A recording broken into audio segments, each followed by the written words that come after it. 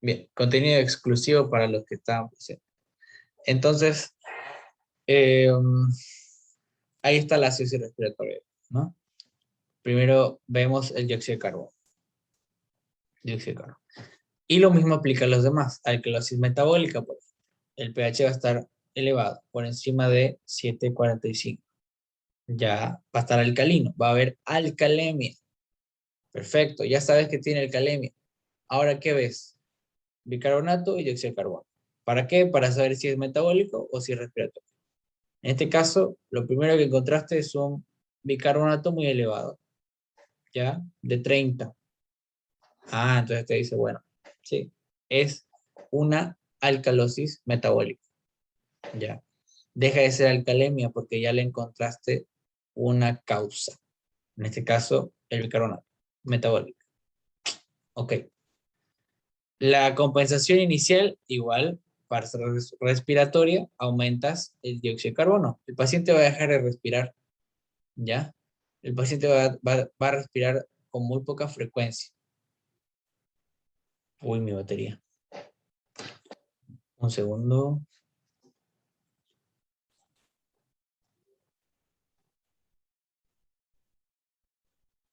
Santa madre.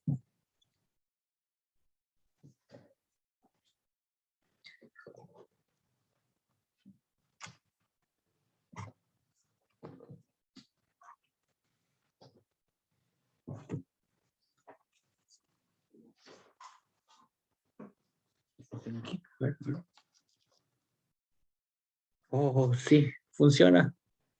Sí. Pensé que no iba a cargar. Ya, ahora sí. Uf. Entonces,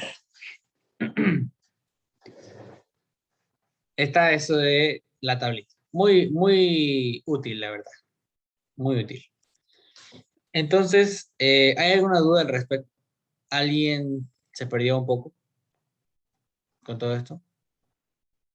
¿O quedó claro?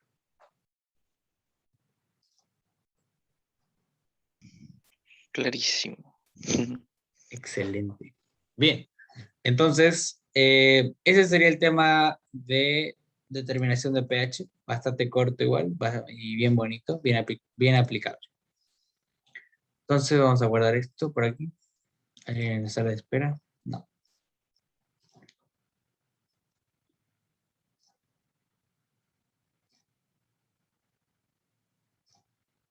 Bien, otro tema corto y bonito. Esta vez vamos a hablar de ósmosis. ¿Hablaron de este tema con la doctora? ¿Ya avanzaron el tema de osmolaridad?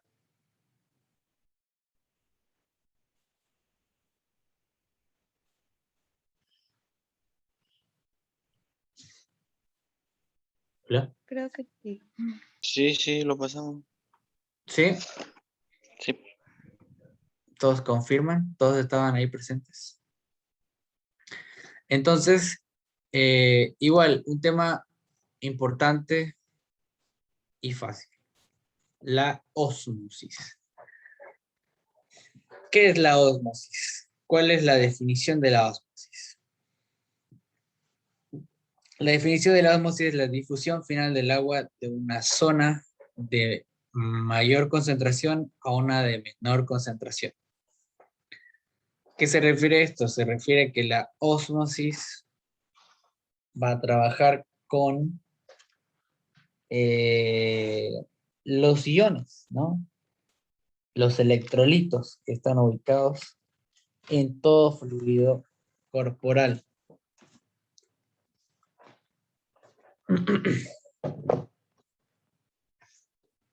Así me voy a la sala para conectar mi computadora.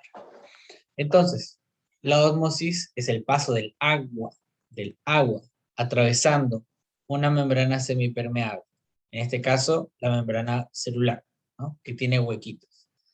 Entonces, ¿qué es lo que va a determinar este paso del agua? Ya sea de un lado a otro, son los solutos, ya las moléculas que hay ahí. Puede ser el sodio, puede ser el potasio, puede ser el cloruro, ¿no? Mientras más sodio haya, más concentrado está esa solución. Entonces, ¿Qué es lo que tiende a hacer el agua? El agua tiende a fluir, a cambiar de compartimento, ¿no? Si es que aquí está muy diluido, el agua va a tender a pasar a un medio eh, más concentrado, ¿no? Entonces, de eso se refiere, por ejemplo, aquí ya está desarrollado, ¿no? El esquemita, ¿no? Aquí había mucha agua, mucho solvente, ¿no? Y aquí había poco, aquí había más soluto, ¿no? Había más iones, más sodio, digamos, ¿no? Entonces, ¿qué es lo que hizo el agua? Se movilizó hacia el compartimento que estaba más concentrado, ¿no? Entonces, dice que el agua pasa de un compartimento o de un espacio de menor concentración a uno de mayor concentración, ¿no? Aquí está más concentrado, entonces el agua difunde a este espacio. Y también tiene que ver la afinidad electromagnética que tiene el sodio con la molécula misma de agua. Bien, y después entra la presión osmótica, el concepto de presión osmótica. ¿Qué es lo que pasa aquí? Seguimos con el ejemplo este, ¿no? Eh, al rellenar este espacio, al rellenar este espacio de acá, llegó a disolverse a la misma concentración que está disuelto aquí, ¿no? Supongamos que aquí inicialmente estaba disuelto 1 en 1, ¿no? 1 en 1. Pero aquí al lado estaba disuelto 4 en 1, ¿no? 4 en 1. Por cada, habían 4 moléculas de sodio por cada molécula de agua. Había mucho sodio. Ya, está bien. Entonces, ¿qué es lo que pasó aquí?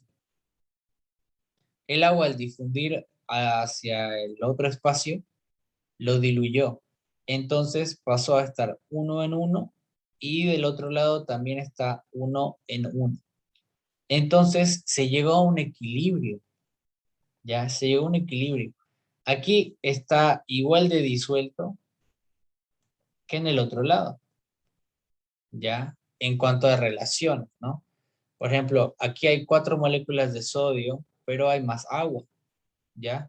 Aquí hay una sola molécula de sodio, pero hay menos agua. Entonces, eso ya entra más en el análisis, ¿no? De la concentración. Tipo, eh, estos 50 ml de solución están igual de concentrados que estos 200 ml, ¿no? Por el hecho que ya está equilibrado, ¿no? Como que yo les diga que me hice un vasito con agua y le eché 3 cucharadas de azúcar, ¿no? Lo mezclé. Ya se hizo agua con azúcar, ya está disuelto, ya es una solución. Entonces, si yo le paso un poquito de esa solución a mi vaso, a otro vaso vacío, digamos, ese vaso vacío va a tener una solución que tiene la misma concentración que mi vaso inicial, ¿ya? Tiene la misma concentración, porque las soluciones se diluyen de forma homogénea en alguna situación. Entonces, eso aplica aquí. Ahora, ¿qué es lo que va a hacer la presión osmótica? La presión osmótica va a detener el flujo de agua, ¿ya? Te dice, pana, aquí ya está equilibrado, ya diluiste el líquido a cierta cantidad, entonces ya no necesitamos más agua, ¿ya? Ya está, por así decirlo, ya está isotónico, ¿ya? Ya está isotónico. Entonces el agua se detiene. Al detenerse, ese efecto de detenerse se llama presión osmótica. ¿Quién está generando esa presión osmótica? La que genera la presión osmótica son las moléculas que hay aquí, ¿ya? Las moléculas que hay aquí. Entonces, ¿qué le dicen al agua? Le dicen, bueno, ya, hasta ahí nomás porque ya me diluiste lo suficiente, digamos, ¿no? Entonces, le hacen un freno. pero no es un freno físico, sino que es un freno químico, ¿ya? Entonces, como que cierran esta barrera semipermeable que va a mantenerse así, digamos, ¿no? Pero es como un cierre químico que le hacen. Entonces el agua ya no va a difundir hacia el otro lado porque ya está, ya se sobrepasó la presión, ¿no? Entonces a eso se refiere la presión osmótica. Es cuando el flujo de agua se detiene a través de esta membrana semipermeable porque en el otro lado ya se equilibró, ya se equilibró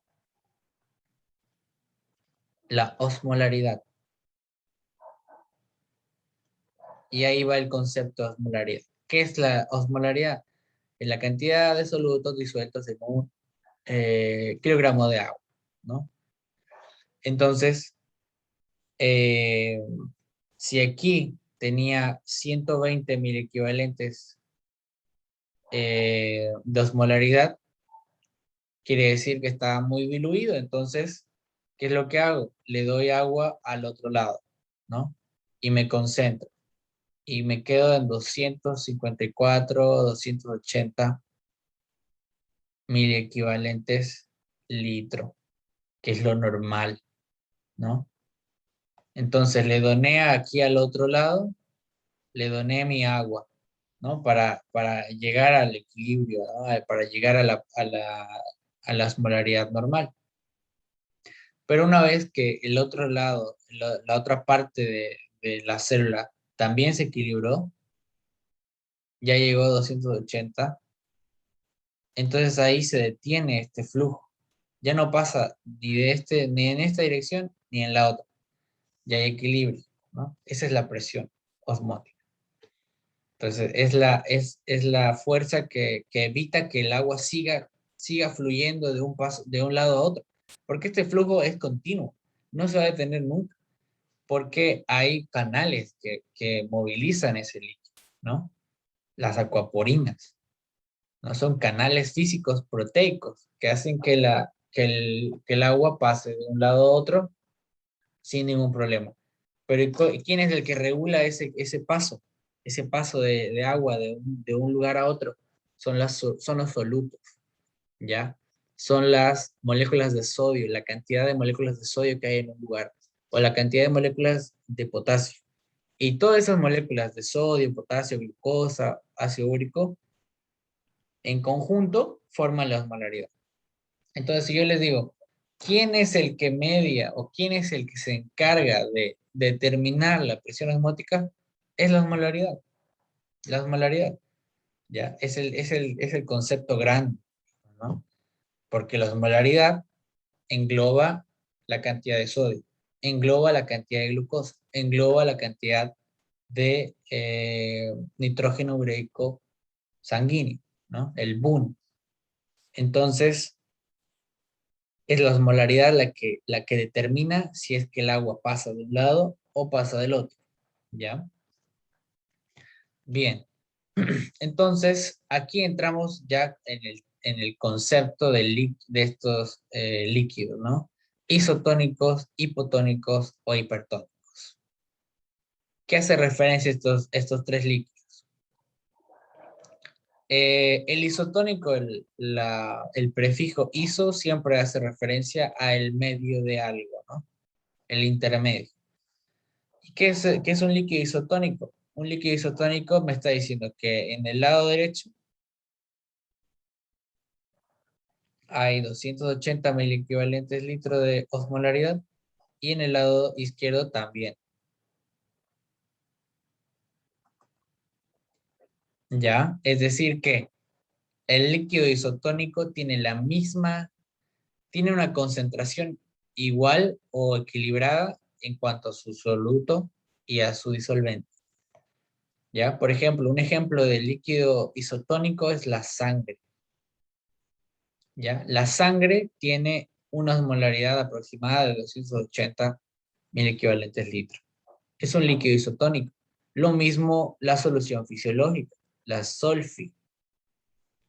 La solución fisiológica también, al momento de hacerla, de crearla, la Solfi, tienes que asegurarte de que ese líquido tenga una osmolaridad de 280 miliequivalentes para que sea isotónico, ¿no? Entonces, ¿qué es un líquido isotónico? Es un líquido que tiene, tiene un equilibrio entre la cantidad de solutos y la cantidad de disolvente. Es decir, 50 y 50, ¿ya? 50 y 50. 50 de solutos, por ejemplo, sodio, y 50 de agua, ¿ya? Ese es el líquido isotónico, el que está en equilibrio. Pero después, a partir del líquido isotónico, podemos desglosarlo en dos anormalidades, ¿ya? Bueno, no anormalidades, sino que dos variantes de este líquido. Por ejemplo, un líquido hipotónico o un líquido hipertónico. ¿Qué te dice la tonicidad? Lo tónico. La tonicidad se va a referir a los solutos, ¿ya? A los solutos. Un líquido que es hipertónico va a tener mucho soluto, ¿ya? Es decir, su osmolaridad va a estar, no sé, 320 en 400, ya exagerando un poco. Mucho soluto y poca agua. Aquí la relación soluto-agua estaría más como un 80-20, ¿no? Un 80-20. 80 de soluto, por ejemplo, sodio, y 20 de agua. Está muy concentrado ese líquido, ¿ya? Está hipertónico, ¿ya? Hipertónico, muy concentrado. Por ejemplo, una solución fisiológica al 0,9% ya es hipertónico, ¿no? Si le echas mucha sal, mucha azúcar a té, se va a hacer muy dulce. Eso quiere decir que está hipertónico, ¿ya? La relación, el equilibrio entre soluto y disolvente se rompe, ¿ya? Uno de los dos está aumentado, en este caso el soluto. Y la otra contraparte es el líquido hipotónico, ¿no? Que al revés del líquido hipertónico tiene demasiado solvente, mucha agua, ya está muy aguachento. Entonces podrías ponerlo 20-80, ¿no? 20 de soluto, muy poco sodio, digamos, y demasiada agua, muy disuelto. Esto pasa, por ejemplo, eh, cuando tomas mucha agua corriente, ¿no? Te diluyes básicamente, ¿no? Hay una dilución. Por eso aconsejan que los deportistas que pierden muchos electrolitos se rehidraten con líquidos isotónicos. ¿Y qué es otro líquido isotónico? Por ejemplo, el Gatorade, ¿no? El Powerade igual, ¿no? Son líquidos isotónicos porque tienen electrolitos, ¿ya? Y tienen agua. Pero si es que vos tomas agua corriente, te estás diluyendo, ¿no? Porque es un líquido hipotónico. El agua, si bien tiene minerales, etcétera, pero no tiene electrolitos en la misma concentración que lo tiene una solución isotónica. Entonces te diluyes.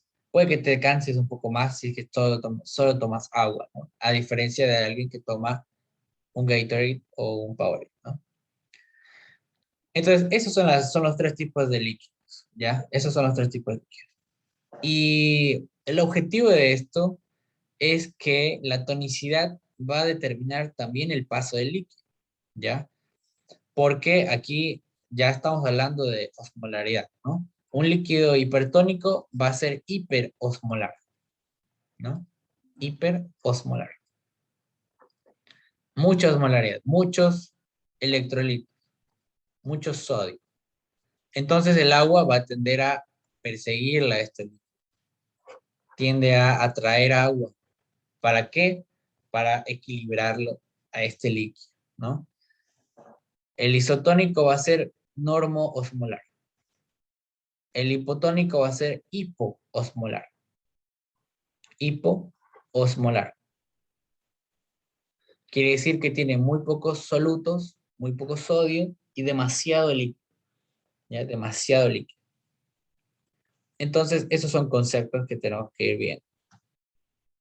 Y aquí es la aplicación ya bioquímica médica, ¿no? Por ejemplo, la interacción más fácil que se ve es la del eritrocito, la del glóbulo rojo. Perfecto. ¿Qué es lo que pasa? Tres soluciones: hipotónica, isotónica, hipertónica. Y aquí dentro del eritrocito, si es que hacemos un agrandamiento, digamos, el líquido que tiene adentro del eritrocito siempre va a ser isotónico. Siempre va a ser isotónico, ¿ya? Porque está en equilibrio. Toda sustancia corporal va a estar en equilibrio en el cuerpo, ¿no? Idealmente cuando es un paciente sano. Entonces, el líquido que tiene dentro del eritrocito es isotónico. 50-50. ¿Qué pasa aquí? Cuando el eritrocito se expone a una solución hipotónica, el problema es que la solución lo que busca, en este caso, como es hipotónica, lo que busca la solución es equilibrarse a sí mismo, ¿ya? O también podemos verlo desde la perspectiva del glóbulo rojo, ¿no? El glóbulo rojo ya está sumergido en la solución que es hipotónica. El problema de la hipotónica es que está diluida, tiene mucha agua, ya tiene 20-80 de agua. 80 de agua y 20 de soluto, ¿ya? Ahora, ¿qué es lo que va a hacer el glóbulo rojo? El glóbulo rojo es muy inocente y muy bueno, ¿ya? ¿Y qué va a decir? Bueno, yo soy isosmolar, pero si me comparo con el líquido donde estoy concentrado, ¿ya? Estoy concentrado. ¿A qué se refiere eso? Se refiere a que si bien el eritrocito es isotónico, está en equilibrio, el hecho de exponerlo a un líquido hipotónico cambia la perspectiva, ¿ya? Ese eritrocito ya no va a ser isotónico para esa solución, sino que va a estar más concentrado, ¿ya? Va a estar más concentrado. Supongamos que la solución hipotónica tenía 100 miliequivalentes litro, ¿no? Y mi eritrocito tiene lo normal, porque está isotónico, tiene 280 miliequivalentes litro, lo normal. Pero como está disuelto en una solución hipotónica, la perspectiva cambia, ¿ya? La perspectiva cambia. El eritrocito ya dejó de ser isotónico y pasó a ser hipertónico, ¿ya? Teóricamente, ¿ya? Teóricamente. Está más concentrado el eritrocito que la solución en la que está sumergido. Eso es lo que quería llegar. El eritrocito está más concentrado que la solución en donde está sumergido. Entonces, ¿qué va a pasar? Como es tan bueno, el líquido extra que hay aquí afuera lo va a dejar entrar. Va a dejar que entre el acero, ¿ya? Porque él se dio cuenta de que estaba hipertónico, ¿no? Lo engañaron, digamos, ¿no? Lo engañaron. Él estaba normal, pero como estaba en un medio equivocado, en un lugar equivocado, fue engañado, digamos, ¿no? Entonces, ¿qué es lo que pasó aquí? A modo de diluir este 180 y que esté en equilibrio, porque eso siempre se va a buscar el equilibrio, en este caso el equilibrio del líquido de la solución, ¿no? De la solución. Entonces, ¿qué es lo que va a buscar el eritrocito? Va a buscar a toda costa equilibrarse con la osmolaridad de esta solución, 100. Entonces, ¿qué es lo que hace? Deja que entre el agua dentro del eritrocito, entonces su osmolaridad va a cae a 100. ¿Pero a qué costo? El costo es que el eritrocito se llena de agua, se hace tumefacto, grande, gigante, anormal, amorfo, ¿no? Y el peligro de que se llene de agua es que el eritrocito se hace frágil y tiende a hemolizar. Ese es el término técnico, hemólisis. El eritrocito explota, ya explota. Entonces, eso es lo que pasa cuando el eritrocito se somete a una solución que tiene menos concentración que él. En este caso, una solución hipotónica, ¿no? Trata de igualar la osmolaridad, pero el costo es muy alto. El costo es que se llena de agua dentro, ¿no? Se hincha y ¡pum! Explota, ¿no? Explota. Cuando esto de la hemólisis sucede cuando es demasiada dilución, ¿no? Demasiada solución de dilución. Porque sí hay un margen, ¿no? En el que el eritrocito puede hincharse un poquito, digamos, y ya después al equilibrarse se recupera, ¿no? Pero normalmente hay situaciones en las que sí hay hemólisis, ¿no? Sí hay hemólisis. Por otro lado, cuando el eritrocito es sometido a una solución isotónica, que la solución tiene 280 y el eritrocito dentro tiene 280. Entonces se siente como en casa, ¿no? No hay ningún problema, no quiere encajar con nadie, no deja entrar agua, ni tampoco él da agua, entonces se queda ahí. No hay cambio en el eritrocito cuando es sometido a soluciones isotónicas. Por ejemplo, Ringer lactato, ¿no? O Solfi.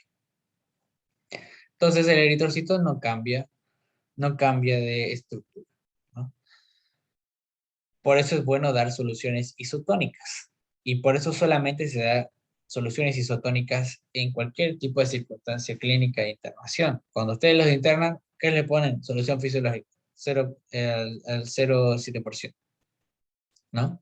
Porque no va a generar cambios en sus células, ¿no? Y por último, el tercer escenario es cuando la solución está demasiado concentrada. Supongamos que está en 300 y el eritrocito está en 280.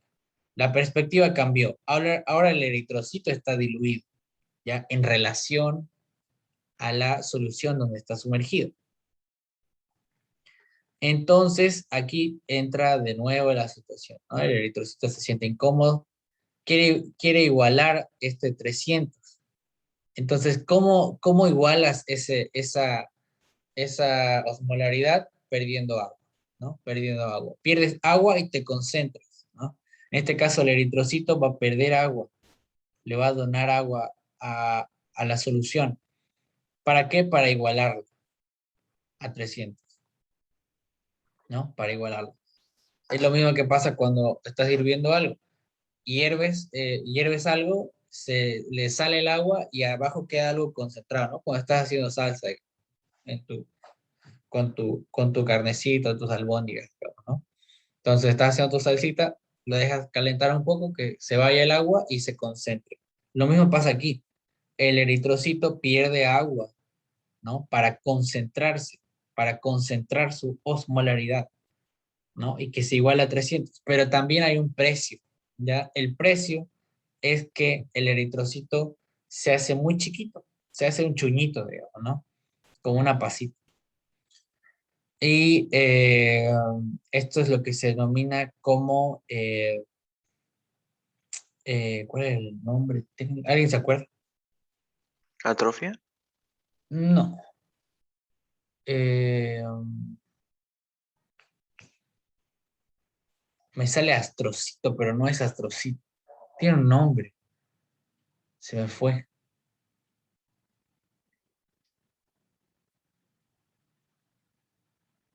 Bueno, cuestión que igual se deforma el eritrocito, pero se hace más pequeño. Ya se hace más pequeño y puntiagudo, ¿no? Y bueno, en general, todo cambio de morfología del eritrocito va a cambiar su función. Ya ese es el precio también. Cambia su función. Ya no es tan eficiente como lo era antes, digamos, ¿no? Entonces, eso. Y aquí está ya esquematizado, ¿no? Hipertónica, hay plasmólisis, ¿no? Crenación, no sé si ese es el término. Eh,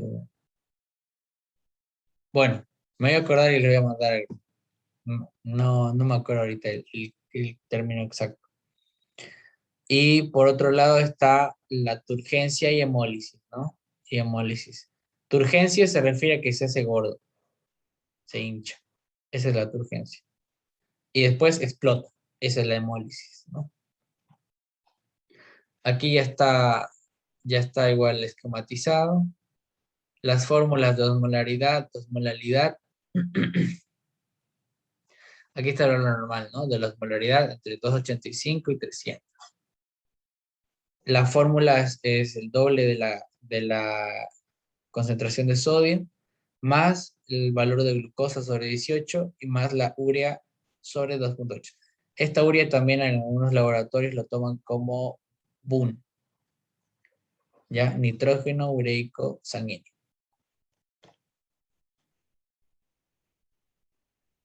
Aquí ya el ejemplo, ¿no? A usted le van a pasar el caso clínico y ven sus valores, ¿no? Paciente de 45 años, tiene un sodio de 110, ya, reemplazo, reemplazo mi fórmula, el doble de 110 más, tiene una glucosa, a ver dónde está su glucosa, tiene urea plasmática, ya, de 50, reemplazo la urea, aquí, y lo mismo la glucosa, aquí está, glucosa de 80, reemplazo. Hago la fórmula aritmética y me tiene que salir un valor entre 285 y 300, ¿no? En este caso está un poquito baja, ¿no? 242. Ese sodio está un poco bajo. 134, 135 tendría, 145 tendría que ser lo normal. Otro ejemplo, en este caso de hiperosmolaridad, ¿no? Está demasiado alto, hiperosmolar.